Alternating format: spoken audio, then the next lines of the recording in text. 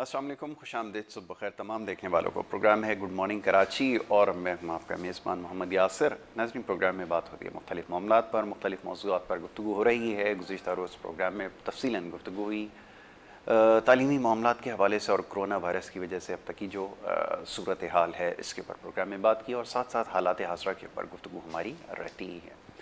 सेहत के हवाले से जो आपका प्रोग्राम में गुफ्तगू होती है उसके हवाले से बहुत सारे पैगामात हमें मौसूल हुए और बहुत सारे सवाल तो शामिल नहीं कर सके कुछ टेक्निकल रीज़न्स की वजह से, लेकिन बहुत सारे जो सवालात हैं हमने अपने पास नोट कर लिया है। और मैं हमेशा ये बात दोहराता हूँ कि जब भी ये प्रोग्राम होगा आगे इंशाल्लाह आने वाले प्रोग्राम में ज़रूर इसके हवाले से जो है वो गुफ्तगू होगी। आज भी ये सिलसिला जारी रहेगा। बहुत सारे मामलात हैं जिसके ऊपर आज बात की जाएगी। प्रोग्राम में बड़े ख़ास मेहमान स्टूडियोज़ में तशरीफ़ फरमा है, बिला ताख़ीर उन्हें मैं खुशामदीद कहूँगा और उसके बाद उनसे मुख्तलिफ़ मामलात पर गुफ्तगू करेंगे। सियासी मामलात भी, समाजी मामलात भी और तालीमी मामलात भी यकीनन ज़ेर बहस आएंगे। सबसे पहले मोअज़्ज़ज़ मेहमान मुमताज़ गोपान साहब एडवोकेट हैं और मेंबर हैं CEC के इंसाफ लॉयर्स फोरम सेंट्रल के, उनको मैं खुशामदीद कहूँगा। बहुत शुक्रिया आपका मुमताज़ गोपान प्रोग्राम में हमें वक्त देने के लिए। दूसरे जो हमारे मेहमान हैं वो भी बड़े ख़ास मेहमान हैं, हमारे साथ मुख्तलिफ़ प्रोग्राम्स में आप उन्हें देखते हैं, मुख्तलिफ़ मामलात पर उनसे जो है वो गुफ्तगू होती है और तालीम का मामलात हों, समाजी मसाइल हों या दीगर मसाइल हों, इसके ऊपर हम अपने प्रोग्राम्स में जो है उनसे गुफ्तगू करते हैं। आज एक दफ़ा फिर हमारे साथ मौजूद हैं इफ्तिखार ग़ज़ाली, तज़कियाकार हैं, तबसरा निगार हैं और फिलंथेरेपिस्ट भी हैं और माशाल्लाह इसके अलावा बहुत सारे और दीगर कामों में जो है मसरूफ़ रहते हैं। उसके हवाले से भी उनसे यकीनन गुफ्तगू होगी। इफ्तिखार ग़ज़ाली को भी मैं खुशामदीद कहूँगा। बहुत शुक्रिया, बड़ी नवाजिश इफ्तिखार ग़ज़ाली साहब प्रोग्राम में हमें वक्त देने के लिए। गोपाल साहब, सबसे पहले तो आपका ताल्लुक़ क्योंकि तहरीक इंसाफ से है, तहरीक इंसाफ जो है वो आज़ाद कश्मीर से भी बिलाखिर कामयाब हुई और बड़ी कामयाबी मिली है। अब सवाल ये पैदा होता है, गुज़िश्ता रोज़ भी इस हवाले से बात होती रही प्रोग्राम के अंदर, अब मामलात को बेहतरी की तरफ ले जाना होगा। वो सारे मुश्किल मराहिल जो थे जिसमें मईशत को बेहतर करना और दीगर जो मामलात थे वो यकीनन उस फेज़ से निकल आए। आप क्या समझते हैं अब क्या होना चाहिए, क्योंकि अभी तक पार्टी के अंदर जो इख्तलाफात हैं, इस तरह के मामलात हैं, इस तरह की ख़बरें आ रही हैं, क्या समझते हैं आप? क्या हुकूमत की ज़िम्मेदारी है, क्या डिलीवर करने की अब ज़रूरत है? आप क्या समझते हैं? मैं चाहूँगा इस पर बात हो जाए। जी, thank you very much Yasir भाई, और आपके साथ प्रोग्राम करने में बड़ा मज़ा भी आता है और बहुत सारी चीज़ें हम शेयर भी करते हैं। असल में यासिर भाई, हकीकत ये है कि इस वक्त जहाँ अब हम करंट पोजीशन में आज बैठे हैं जी, इस पोजीशन में अगर हम ये देखें कि आगे क्या हुआ है, 3 साल पाकिस्तान तहरीक इंसाफ की हुकूमत को हुए हैं, तो 3 साल में शुरुआती दौर में ही सीधी बात है कि हर वक्त प्राइम मिनिस्टर इमरान खान ने ये बारह कोई ऐसी चीज़ ना छुपाई ना कुछ, जो उसको सामने आया कि नहीं मेरा ये तजर्बा ठीक नहीं था, मैं ये समझता था कि इस तरीके से सारी चीज़ें होंगी, लेकिन बहुत सारी ये एक इखलाकी जुर्रत होती है अंदर की और सच बोलने की, वो उन्होंने हर टाइम पे हर स्टेप पे कौम को भी आगाह किया और ऑफिशियल में भी ये सारी चीज़ें की। उसके फ़ौरन बाद हम, मेरे ख्याल में कोई 1 साल से कुछ ही टाइम में एक हुकूमत जो है वहाँ पे किसी स्टेप पे पहुँची ही थी कि कोविड का ये बड़ा मसला है। अच्छा, इस मसले में यासिर भाई अगर हम जीनियस तरीके से हम सोचें अपने एक मुहब्बे वतन पाकिस्तानी के हिसाब से, तो पूरी दुनिया का क्राइसिस था जो पाकिस्तान, अच्छा पाकिस्तान अपने क्राइसिस से निकलने की पोजीशन में था कि वो कोविड आ गया, तो कोविड का ये दौर जो भी गुजरा अभी तक मेरे ख्याल में जारी भी है, लेकिन इस पूरे दौर में पूरी दुनिया के हर उस कंट्री की जो खुद को सुपर पावर कहता था, जो खुद को मईशत का बादशाह कहता था, वो सारे के सारे पता नहीं कहाँ से कहाँ पहुँच गए। और अल्हम्दुलिल्लाह मैं ये नहीं कहता, देखें इस मुल्क को अगर इमरान खान चला रहा है, लेकिन हर पाकिस्तानी हर मुसलमान की दुआएं हुकूमत के साथ होती हैं कि हमारा मुल्क तरक्की करे। उन सारी दुआओं ने और हमारे ईमान की पुख्तगी ने ऐसा काम किया कि वो जो हमने कोविड का दौर गुजारा उसमें भी कोई हमारे पास कोई ऐसा मेजर मैं कह रहा हूँ कोई इफेक्ट नहीं पड़ा, लेकिन उसको थोड़ा सा कंटिन्यू कर दिया। اب جب اس وقت ابھی تھوڑا سا کووڈ سے ہم جب نکلے ہیں، میں دوسری چیزوں پہ نہیں آ رہا ہوں کہ ورلڈ وائڈ کس طریقے سے پاکستان نے اپنے کیسز رکھے، دوسری چیزیں رکھی، کشمیر کا جو ایشو تھا کس طریقے سے پرائم منسٹر نے وہاں پہ اسپیچ کی، میرے خیال میں یہ تو تاریخ لکھے گی، ہم نہیں کہہ سکتے، یہ بعد کی بات ہے. لیکن اس وقت جو ملک کی معیشت ہے، دیکھیں اب یہ نہیں ہے، اب حقیقت یہ ہے کہ مصنوعی معیشت کو روکنا جو پہلے کے اقدار رہے ہیں حکومتوں کے، لیکن اس وقت کی جو کرنٹ معیشت ہے پاکستان کی، وہ تو ماشاءاللہ زبردست طریقے سے ایک اسٹیبلش ہو چکی ہے. ٹھیک ہے. اور اس اسٹیبلشی کی وجہ سے معیشت کا ایک جگہ پہ اچھی پوزیشن میں کھڑے ہونا، ٹھیک ہے، آپ کا بلند ترین جو ہے ڈالر کا آپ کے ملک میں ہونا، 25 ارب ڈالر آپ کے ملک ریزروز ہو گئے، جو تاریخ کا بڑا زبردست ایک آج ابھی کا جو ٹائم ہے ہمارے ملک کا. تو اس میں تو ہم ابھی کامیاب ہو گئے ہیں. اگر کوئی بھی کہے کہ بھائی پی ٹی آئی نے کچھ نہیں کیا، پی ٹی آئی نے اپنے ملک کو اسٹیبلش کر کے عمران خان نے اچھے طریقے سے اچھی جگہ پہ پہنچا دیا. اب ہم آتے ہیں کہ اب جو ہونا کیا چاہیے. اب اس میں ایک دو چیزیں میں آپ کو پتا ہے میں ہر پروگرام میں کلیئر کہتا ہوں نا، جس میں ہماری بھی حکومت کی بھی کوتاہی ہو سکتی ہے. اس میں دو چیزیں یہ ہیں کہ ایک تو پہلے ملک کی بقا پہلے نمبر پہ، اس کے بعد اس ملک میں جو عوام رہتا ہے اس کی بقا، ان کی ڈیلی ویجز کے اخراجات، ان کا اٹھنا، ان کا بیٹھنا، ان کے لیے جو کرائسز ہوتے ہیں وہ سارے کے سارے آ جاتے ہیں مہنگائی کے اوپر. بالکل ایسے، بہت اچھی بات. جس ملک کے آپ نے عوام کو مہنگائی سے بچا لیا تو آپ سمجھیں کہ آپ اسٹیبلش ہیں، کامیاب ہیں. اور آپ سے میرے خیال میں اگر ہم ماضی کے ایسے تھوڑا سا ذہن بھی ڈالیں نا، بہت سارے ایسے مثالیں ملیں گی کہ اتنی حکومتیں چلی ہیں اس وجہ سے کہ وہ عوام خوش تھا. بالکل ایسا. اور عوام خوش اس سے نہیں ہوتا. آپ دیکھیں ملک تو اسٹیبلش ہو گیا لیکن اب عوام چاہتا ہے کہ مہنگائی کم. بہت اچھی. جو ابھی میرے خیال میں ہمارے پرائم منسٹر عمران خان صاحب اور پوری ملک کی جو ہماری کابینہ ہے، اب اس پہ ہی ساری چیزیں ہو رہی ہیں کہ ساری چیزیں اب اسٹیبلش ہو گئی. اب مہنگائی کے جن کو کسی بھی طریقے سے کم کیا جائے. باقی یاسر بھائی پولیٹیکل پارٹیز میں آپ کو پتہ ہے ڈفرینسز چھوٹے موٹے، ابھی تو کوئی ایسا ہارٹ ایشو نہیں ہے سامنے. آپ اس سے پہلے بہت سارے مسائل ہوئے تھے، آگے پیچھے یہ کہا جا رہا تھا یہ بجٹ نہیں ہوگی، اب تو یہ ہو جائے گا، اب تو گورنمنٹ چلی گئی. اور آپ کو پتہ ہے پرائم منسٹر صاحب نے اعتماد کا ووٹ کس طریقے سے 2 دن میں کہا کہ نہیں 3 دن میں اعتماد کا ووٹ لے رہا ہوں. اور ہم جیسے جو کارکن ہیں اس طریقے سے ہم بھی پریشان تھے کہ یہ پرائم منسٹر صاحب نے کیا فیصلہ کر دیا، اتنا جلدی کرنا نہیں چاہیے تھا. اگر یہ اخلاقی جرت اس نے کی تو اس وقت کوئی ایسا بڑا اپنا پارٹی میں کوئی ایسا کرائسس نہیں ہے اور انشاءاللہ تعالی مستقبل میں اس کے اچھے. آپ سمجھتے ہیں آپ نے بالکل ٹھیک نشاندہی کی ہے کہ حکومت کی کامیابی مشروط ہے کہ عام آدمی کو ریلیف فراہم کیا جائے اور مہنگائی میں اگر کمی ہوگی تو یقیناً یہ ساری چیزیں جو کہ بیک گراؤنڈ میں ہوئی ہیں وہ لوگوں کو پھر بہتر نظر آنا شروع ہو جائے گی. تو آپ نے بالکل ٹھیک نشاندہی کی کہ اس کی ضرورت ہے. غزالی بھائی، سیاسی معاملات سے ہٹ کے تھوڑی سی گفتگو ہو جائے سماجی معاملات کے حوالے سے. میں ہمیشہ کہتا ہوں پروگرام میں مختلف معاملات پر گفتگو ہوتی ہے جس میں معاشی مسائل، سماجی مسائل اور ساتھ ہی نفسیاتی مسائل. اب اس سوسائٹی کے اوپر اگر نظر دوڑائیں تو معاشی مسائل ہی نفسیاتی مسائل کا بھی باعث بن رہے ہیں، سماجی مسائل بھی اسی کی وجہ سے پیدا ہو رہا ہے اور پھر دیگر مسائل بھی سب اس سے جڑے ہیں. اب یہ پوری ایک سائنس ہے جس کو ہم لوگ شاید تسلیم کرنے کے لیے تیار نہیں ہیں، لیکن ہماری بہت اقدار جو ہیں وہ تیزی سے گرتی جا رہی ہیں. ایک تو عدم برداشت بہت بڑا ایشو بن چکا ہے. ابھی تو اتنا بڑا ٹاپک ہو گیا کہ اس کے اوپر کئی گھنٹوں بحث ہو سکتی ہے. میں چاہوں گا اس کے اوپر ذرا گفتگو کی جائے. جب ارد گرد نظر دوڑاتے ہیں کیا سمجھتے ہیں، کیا یہ مہذب معاشروں کی پہچان ایسے ہے جو ہماری سڑکوں پر معاملات نظر آ رہے ہیں؟ میں چاہوں گا اس پہ ذرا مفصل گفتگو ہو جائے. جی بہت شکریہ یاسر بھائی. اس میں کوئی شک نہیں کہ آپ اپنے پروگرامات کے اندر بڑے اہم ترین موضوعات پر گفتگو کرتے ہیں اور حقیقت حال یہی ہے کہ اصل میں ہم معاشرتی اور معاشی اقدار کو کھوتے جا رہے ہیں.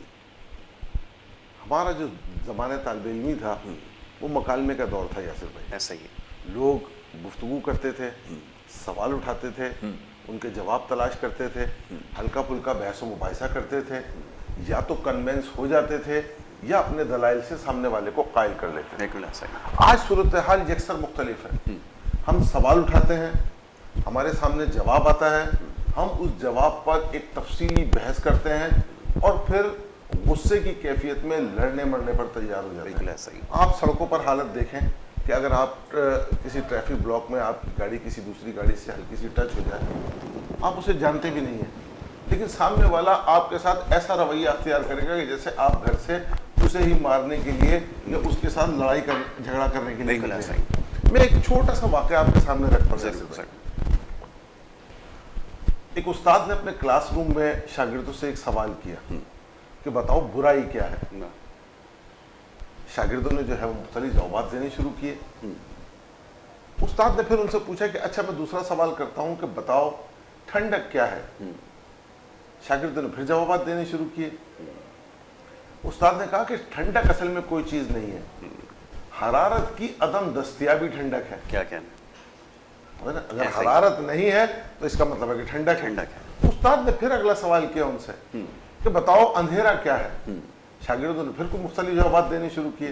استاد نے کہا کہ نہیں ایسا نہیں ہے, اصل میں روشنی کی عدم دستیابی اندھیرا ہے. بہت. اسی طرح برائی کا از خود کوئی وجود نہیں ہے, معاشرے سے اچھائی کا ختم ہو جانا, اڑ جانا. گفتگو ہماری جاری ہے جی, اور مختلف معاملات پر بات کر رہے ہیں. بات ہو رہی تھی کچھ دیر پہلے ہماری سماجی مسائل کے حوالے سے, اور اس کے اوپر مزید گفتگو ہوگی, لیکن ایک چھوٹی سی بریک ہمیں یہاں پر لینی ہوگی. بریک لیں گے اور بریک کے بعد جب واپس آئیں گے تو اس کے اوپر مزید بات کریں گے. آپ دیکھتے رہیے پروگرام گڈ مارننگ کراچی.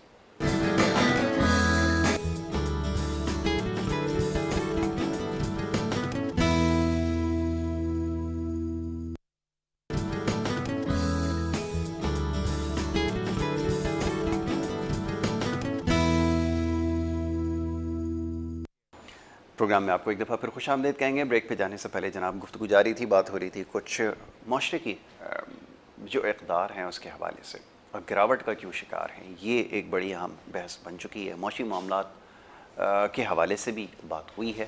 یقیناً یہ بھی ایک وجہ بن رہی ہے جس کی وجہ سے ہم بڑی تیزی سے گراوٹ کا شکار ہوتے جا رہے ہیں. بہرحال افتخار غزالی صاحب یہاں موجود ہیں. بریک پہ جانے سے پہلے غزالی بھائی یہ فرمائیے گا, جیسا بھی آپ نے ایک بڑی اچھی مثال دی ہے, میں چاہوں گا بات کو تھوڑا سا اور آگے لے کر جائیں. اب سوال یہ پیدا ہوتا ہے کہ جہاں پر اس طرح کے معاملات ہوں کہ گھر میں پینے کے لیے صاف پانی نہیں ہے, گھنٹوں کی لوڈ شیڈنگ ہے, اس طرح بہت ذہنی تناؤ کا اور دباؤ کا شکار لوگ ہیں, اور جب آدمی کسی نفسیاتی مسائل یا دباؤ کا شکار ہوتا ہے تو پھر اس سے یہ امید رکھنا کہ وہ کام ٹھیک طرح سے انجام دے گا, جس جگہ وہ بیٹھا ہے, جس ادارے میں کام کر رہا ہے, وہاں نہیں پرفارم کر سکے گا. جب وہ وہاں پر پرفارم نہیں کر سکے گا تو پھر وہ سڑک پر آئے گا تو پھر وہی ساری چیزیں ہوں گی جو نظر آ رہی ہیں. تو اس میں پھر غلطی کس کی ہے کہ نہ چاہتے ہوئے لوگ مجبور ہیں. بہت سارے ایسے لوگ ہوتے ہیں, یا میں نے خود جن کو دیکھا, یا ہمیں بہت ایسا ہوا ہے کہ پشیمانی ہوتی ہے, کچھ ایسی حرکتیں ہو جاتی ہیں سڑک کے اوپر گاڑی چلاتے ہوئے, راہ چلتے ہوئے, کہ بعد میں بہت زیادہ افسوس ہوتا ہے. کیسے اس چیز کو ٹھیک کیا جائے, سوال یہ پیدا ہوتا ہے. یاسر بھائی ابھی ہم بریک کے دوران گفتگو کر رہے تھے, میں اسی کو کنٹینیو کروں گا. دیکھیے دو چیزیں ہیں, ایک چیز ہے غلطی اور ایک چیز ہے خطا. میں نے اپنے استاد صاحب سے پوچھا کہ دونوں میں فرق کیا ہے. بات تو ایک ہی ہے. انہوں نے کہا نہیں, دونوں میں بڑا فرق ہے. غلطی وہ ہے جو جان بوجھ کر کی جائے.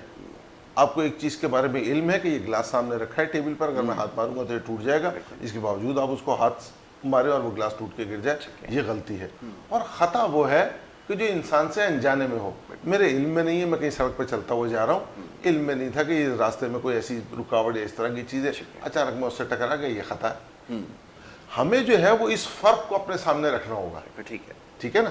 معاشرے کے اندر جو ہے یہ صورتحال بتدریج ختم ہوتی جا رہی ہے. غلطی اور خطا کے فرق کو سمجھنے والا جو ایک سلسلہ ہے وہ ختم ہو گیا. اب ہم نے ہر چیز کو غلطی سمجھنا شروع کر دیا ہے. نتیجہ یہ نکل رہا ہے کہ معاشرہ جو ہے وہ اپنی اقدار کھوتا جا رہا ہے. آپ نے بالکل صحیح نشاندہی کی کہ ظاہر ہے کہ جب انسان بالکل ایگزاسٹ ہو جائے گا تو اس کی کارکردگی پر فرق پڑے گا.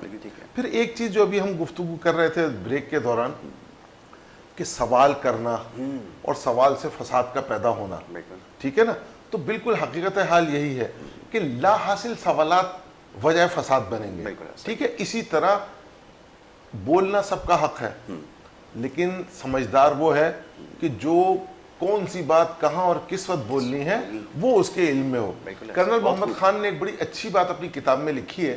فوج میں وہ ایک سپاہی کی حیثیت سے بھرتی ہوئے تھے. ان کا گاؤں جو ہے وہ بس اسٹاپ سے تقریباً 2 سے 3 میل کے فاصلے پر تھا. اپنی کتاب میں لکھتے ہیں کہ میں چھٹیوں میں جب اپنے گاؤں جاتا تو میری ماں جو ہے وہ 3 میل دور بس اسٹاپ پر آ کر کھڑی ہو جاتی. میں بس سے اترتا, وہ میرے ساتھ 3 میل پیدل چلتی اور راستے میں جو اسے ملتا اس کو یہ کہتی کہ یہ میرا بیٹا ہے, یہ فوج کا سب سے بڑا افسر ہے, یہ میرا بیٹا ہے, یہ فوج کا سب سے بڑا افسر ہے. میں اپنے دل میں یہ سوچتا کہ ماں سب سے بڑا افسر تو کیا, میں تو فوج میں افسر بھی نہیں ہوں, کیونکہ وہ ایک سپاہی تھے. لیکن آگے جا کے لکھتے ہیں اور بڑا تاریخی اور دل دہلا دینے والا اور دل میں اتر جانے والا جملہ لکھتے ہیں کہ ایسا سچ کس کام کا کہ جس سے ماں کا دل دکھے. کیا کہنے, بہت خوب. سمجھ رہے نا, ایسا ہی کہ میں ایسا سچ ماں سے کیا بولوں کہ جس سے اس کا دل دکھ جائے. تو ایسے سوالات اور ایسی باتیں کس کام کی کہ جس سے لوگوں میں فساد اور پریشانی پیدا ہو. ٹھیک ہے نا, مکالمے کا دور مٹتا جا رہا ہے, ضرورت اس امر کی ہے کہ ہم مکالمے کے دور کو دوبارہ سے پیدا کریں. اس سلسلے میں آپ جیسے بہترین لوگ, محبت ہے آپ, جو جو ہے نا ہمارے معاشرے پر اثر انداز ہوتے ہیں, وہ اپنا بڑا کردار ادا کر سکتے ہیں. ہمارا میڈیا بڑا کردار ادا کر سکتا ہے. اصل چیز ہے لوگوں کی تربیت کرنے کی. آج جب صورتحال یہ ہو کہ ہمیں سگنل پر رکنے کا تک شعور نہ ہو, ٹھیک ہے نا, ہمیں یہ علم نہ ہو کہ گلی میں کچرا کس طرح پھینکنا ہے, ایسی صورتحال میں ہم جو ہے وہ جی ڈی پی اور فورن ایکسچینج کی باتیں کریں, ٹھیک ہے نا, ہم زر مبادلہ کے ذخائر کے حوالے سے گفتگو کرنا شروع کریں. یاسر بھائی, یہ عام آدمی کے مسائل نہیں, ٹھیک ہے نا. عام آدمی جو ہے وہ ان مسائلوں کو جانتا تک نہیں ہے. اس کے مسائل ہے بڑھتی ہوئی مہنگائی, اس کے مسائل ہے غربت, اس کے مسائل ہے لوڈ شیڈنگ, اس کے مسائل ہے پانی کا نہ ہونا, اس کے مسائل ہے ٹوٹی ہوئی سڑکیں, اس کے مسائل ہے گھر کے اندر بچوں کا تعلیم سے دور ہو جانا. ہمیں ان مسائل پر گفتگو کرنے کی ضرورت ہے. ٹھیک ہے. اچھا, میں تعلیم کا جو معاملہ ہے, ابھی بڑا حساس معاملہ ہے, میرے دل کے بڑا قریب ہے, کیونکہ میں جو کچھ ہو رہا ہے اس کا جائزہ لے رہا ہوں, سمجھنے کی کوشش کر رہا ہوں کہ یہ جو تعلیمی پالیسی جس کے اوپر میں روزانہ بیٹھ کے پروگرام میں اپنی گفتگو کرتا ہوں, ابھی اس کی طرف آتا ہوں. ایک بڑا موضوع جس کی ابھی انہوں نے نشاندہی کی ہے وہ اخلاقی جرات. وہ اس سے پہلے جتنے بھی سیاسی رہنما آئے, یہ سیاسی کلچر جو ہمارا رہا, عمران خان سے لوگوں کا لاکھ اختلاف صحیح, لیکن یہ جو ابھی آپ نے بات کہی نا کہ ووٹ جا کر لے لینا یا اپنے لوگوں کی اکاؤنٹیبلٹی کرنا, میں سمجھتا ہوں یہ ایک بہت بڑی بات ہے, اخلاقی جرات. اب یہ ایک محض اتفاق ہے کیونکہ آپ کا تعلق بھی پاکستان تحریک انصاف ہے, لیکن کیونکہ آپ تو ہماری فیکلٹی کے آدمی ہیں تو ہم تو ذرا ایک نیوٹرل ایک اوپینین لے لیتے ہیں نا ذرا, کہ یہ ہمارے اخلاقی جرات بھی نہیں پائی جاتی.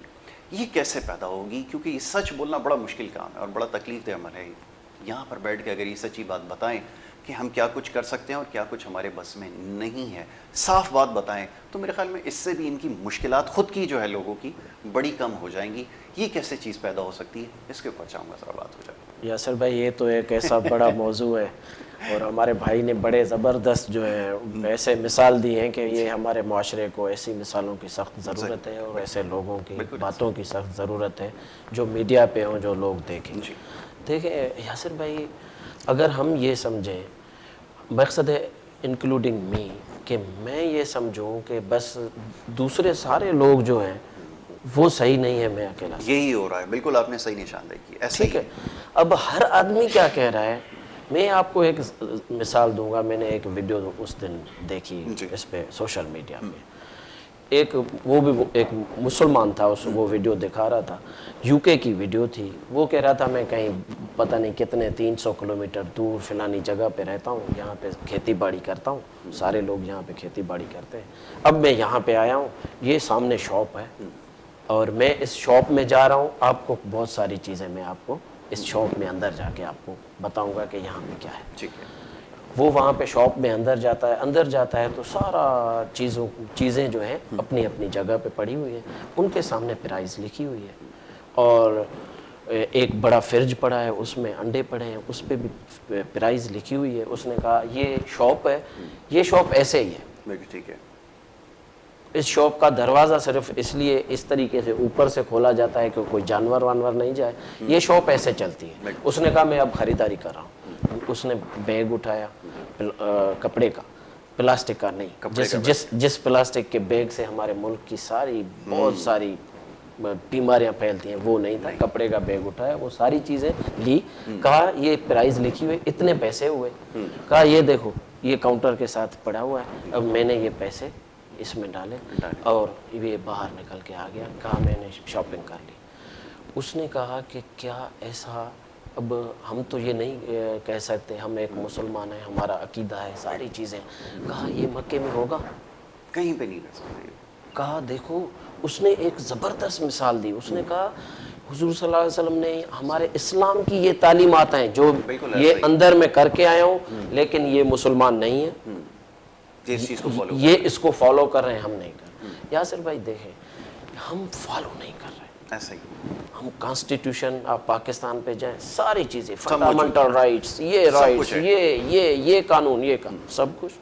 हम अगर अपने कुरान मजीद में देखें, उसमें बहुत सारी चीज़ें, ये चीज़ें नहीं करें, ये करें, जो हम अभी मुआशरती बातें कर रहे हैं, ये मुआशरती बातें हमारे कुरान मजीद में लिखी हुई है, तहरीर है, लेकिन अब वो सारी चीज़ें यहाँ से जो है ना डिस्ट्रॉय हो गई हैं। देखें, ये तब पता है यासिर भाई, मैं एक चीज़ बता रहा हूँ, मैं ये नहीं कह रहा हूँ, लेकिन मैंने बहुत सारी जगहों पे ऐसे किया है कि मैं 2 कदम नहीं 10 कदम पीछे हट गया। जी जी। लेकिन यहाँ पे हमारा जो अपना बैलेंस है, जिसको हम अर्तका कहें, जिसको हम जोड़ जक जो हमारे मुआशरे की है ना, वो अब ख़त्म हो गई है। इसकी हकीकत ये है, इस वक्त की करंट पोजीशन में तो हम सिर्फ बात कर सकते हैं, कोशिश कर सकते हैं, लेकिन इसकी उस जोड़ जक और उस जगह पे लाने के लिए हमें बड़ी मेहनत करनी है, बड़ी मेहनत। अब देखें, हमारे बहुत सारी ऐसी चीज़ें हैं जो आप और हम कर जाते हैं, लेकिन हम नहीं समझते कि हम सिग्नल हमने तोड़ दिया, दूसरी चीज़ें हमने कर। मुझे तो ये लगता है कि यासिर भाई हम थोड़ा सा, अच्छा इसमें दूसरा कसूर मैं तो ये 100% कहता हूँ, जहाँ पे सज़ा और जज़ा और इंसाफ नहीं होगा। बहुत अच्छी बात है। आपको 10,000 रुपये का चालान काटा जाए आपका, आपकी दो दिन गाड़ी बंद रहे, आप कभी भी गलत पार्किंग नहीं करेंगे, आप कभी भी सिग्नल नहीं तोड़ेंगे, कभी भी रॉन्ग वे से नहीं आए, लेकिन जज़ा और सज़ा, इंसाफ का तकाज़ा नहीं। बहुत अच्छी बात आपने कही है। ये तो एक बहुत बड़ा और आम बुनियादी मसला है जिसकी इन्होंने निशानदेही की है। वैसे तो दीगर मसाइल और भी हैं, लेकिन एक बड़ा आम नुक्ता है। अच्छा, हम जाते हैं थोड़ा सा और पीछे, अभी तालीमी मामलात के हवाले से, क्योंकि आए दिन इसके ऊपर प्रोग्राम में गुफ्तगू होती है, समझना बड़ा मुश्किल होता है। मैं आज भी ऐसे ही बस दिमाग में एक बात आई कि ये तालीमी मामलात आखिर ठीक करेगा कौन। ये सुबह घर से दफ्तर आते वक्त ये सवालात दिमाग में ऐसे ही आ जाते हैं कि ये मामला ठीक करेगा कौन। सवाल ही पैदा होता है, एक मैं ख़बर नज़र से गुजरी थी कुछ अर्से कबल के, एक सूबे के अंदर एक वज़ीर तालीम का लगाया गया, वो 10वीं जमात तक उसने पढ़ा था। फिर मैंने सोचने पे मजबूर हुआ कि क्या ऐसा मुमकिन है कि जो शख्स 10वीं जमात तक पढ़ा हो, क्योंकि इसमें और बहुत सारी चीज़ें देखनी होंगी कि अगर वो अच्छा मैनेजर है, चीज़ों को अच्छे से मैनेज कर सकता, तो यकीनन शायद उसको लगाया भी जा सके। लेकिन क्या तालीम के ही मामले के अंदर ऐसा मुमकिन है, क्या ये चीज़ उस चीज़ को जस्टिफाई करेगी कि स्किल्ड है, मैनेजमेंट स्किल्स बहुत अच्छे हैं, आगे पढ़ा हुआ नहीं है, वो एक अलग बात है, लेकिन तमाम चीज़ें मैनेज कर सकता है। तो मैं समझना मेरे लिए मुश्किल हो रहा था।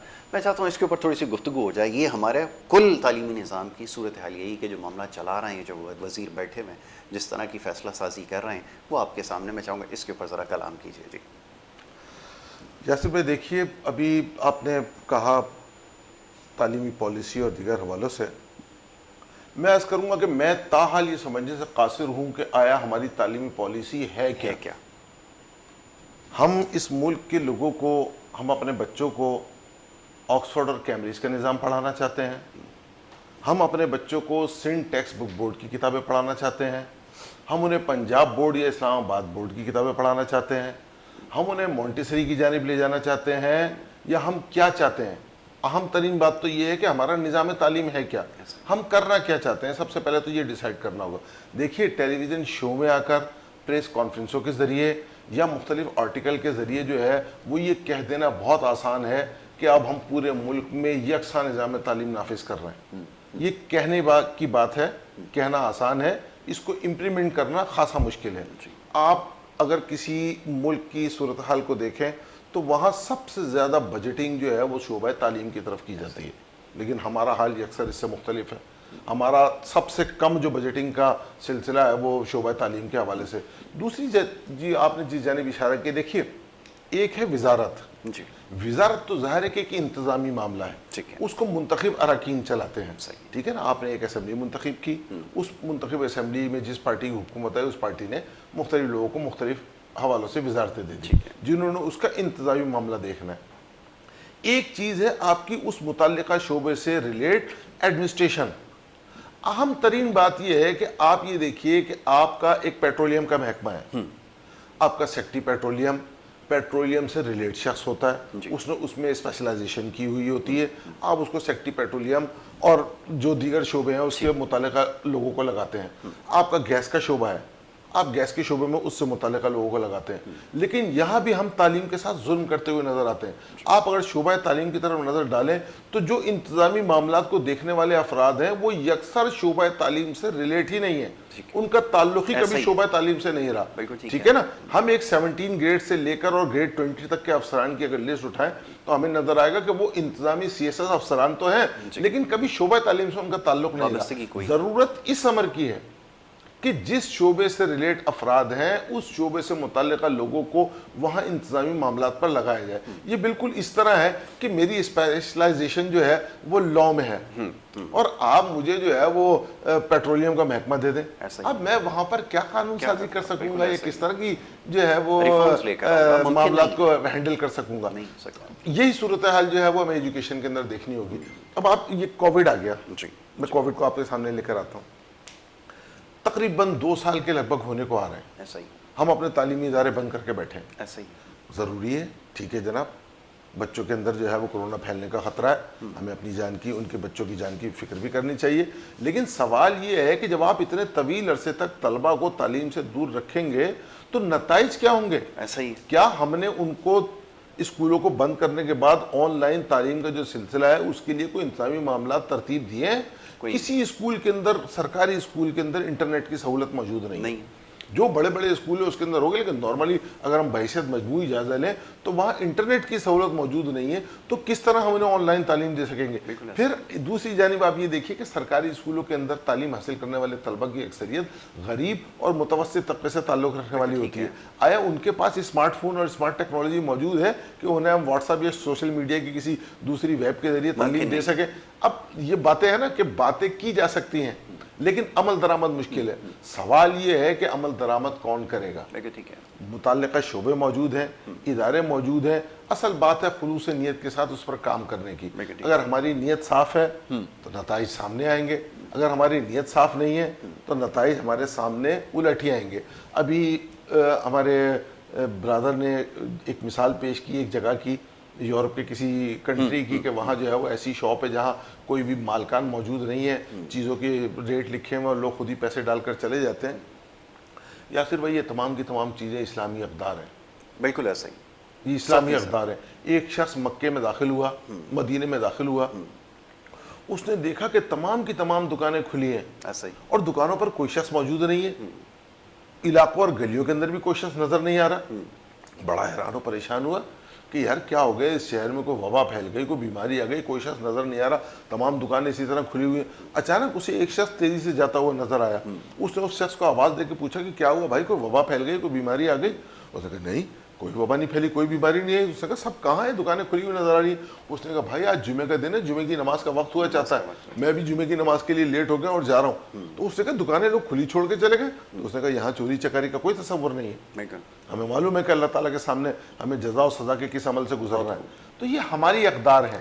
ہاں یہ الگ بات ہے کہ ہم نے اپنی اقدار کو چھوڑ دیا ہے، اغیار نے ہماری اقدار کو اپنا لیا ہے اور ہم نے اغیار کی اقدار کو اپنا لیا ہے، گلے سے لگا لیا. بلکہ شاید اگر اس کو بھی لگا لیا ہوتا تو شاید معاملات حل ہو جاتے، کیونکہ وہ وہیں سے ہماری والی جو بات آپ نے جیسے ابھی جس کا تذکرہ کیا ہے، میں اکثر لوگ کہتا ہوں، یہ مثال دیتے ہیں کہ جی ویسٹ کو کاپی کر رہے ہیں. یہ ویسٹ کو کاپی نہیں کر رہا ہے، یہ تو ان کا اپنا بنایا ہوا نظام یا طریقہ کار ہے. اگر یہ اس کو بھی کاپی کر لیں جو کہ ہمارا ہی بنایا ہوا ہے تو بہتری دونوں صورت ہے، چاہے آپ کسی بھی شکل میں لے لیجئے. یہ بات ہم بالکل تمام چیزیں بھلا بیٹھے ہیں. دوسری بات یہ، میں آپ کی بات سے 100% متفق ہوں کہ یہاں پالیسی ہے ہی نہیں. کیا اب رونا کہاں کس بات کو روئیں؟ اب جیسا بھی آپ نے بات کی میرے دماغ میں آتا ہے کہ یہاں پر جو افسران جن کا کام ہے اسپیشلائزیشن کی جن کی آپ نے بات کی ہے، بیوروکریٹ جن کو ہم کہتے ہیں، پالیسی میکر، پالیسی ساز جو ہوتے ہیں، وہ ایک محکمے کے اندر ان کو لگایا جاتا ہے 3 مہینے کے لیے، 3 مہینے کی ٹریننگ وہ وہاں حاصل کرتے ہیں، اس ادارے سے اٹھا کے دوسری جگہ منتقل کیا جاتا ہے. بالکل ایسے وہ 20 یا 30 سال کی جو نوکری ہوتی ہے اس میں سارا ٹائم دوروں میں ادھر ادھر ٹرانسفر پوسٹنگ کے اندر گزر جاتا ہے. یہ صورت حال ہے. بہرحال جی اللہ خیر کرے گا. غزالی بھائی thank you so very much, بہت شکریہ آپ کا، بڑی نوازش کہ آپ نے پروگرام میں ہمیں وقت دیا، کیونکہ وقت یہاں پہ پہلے سیگمنٹ کا اختتام پذیر ہوا. گوپان صاحب میں آپ کا بڑا شکر گزار ممنون ہوں کہ آپ نے جو ہے پروگرام میں ہمیں وقت دیا، ہمارے ساتھ یہاں پہ بات کی، اور مختلف معاملات پر ہم گفتگو کرتے ہیں. انشاءاللہ اس سلسلہ آگے جاری رکھیں گے. ایک چھوٹی سی بریک لیں گے، بریک کے بعد دوسرے سیگمنٹ کی طرف بڑھیں گے. آپ دیکھتے رہیے پروگرام گڈ مارننگ کراچی.